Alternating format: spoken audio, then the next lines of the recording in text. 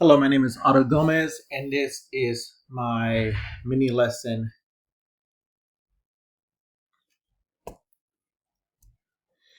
So, the mini lesson is going to be reading a primary source like a historian for fourth grade. The objective is for students to be able to read a short informational primary source text about Texas independence, identify key details, make inferences to support text evidence, and explain how the source helps them understand a historical event. These are the text and ELPS that are covered in this activity. Materials that are going to be needed for the lesson. The lesson is going to focus on Texas Revolution and the reasons why some Texans supported the independence from Mexico. They're going to use the literacy strategy read, mark, infer. So that'll be explained to the students. First, we read the material, then we mark by underlining or circling key important words, and then we use inferences of what we read and prior knowledge to produce those inferences.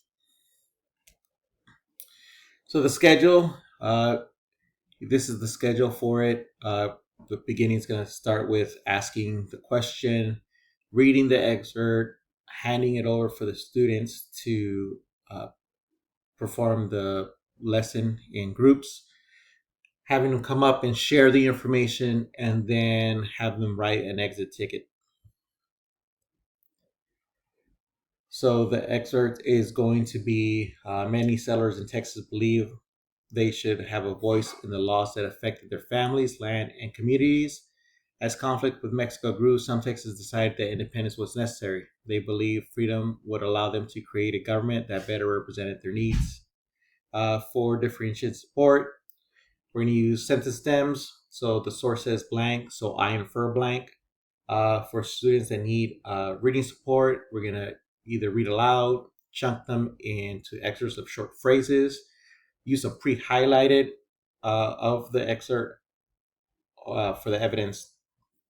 And then advanced learners can be asked to show sources of how the cause and effect or compare the viewpoint to another possible perspective, and make sure that all the learners use the think aloud modeling, partner discussion, and repeated exposure to the academic vocabulary.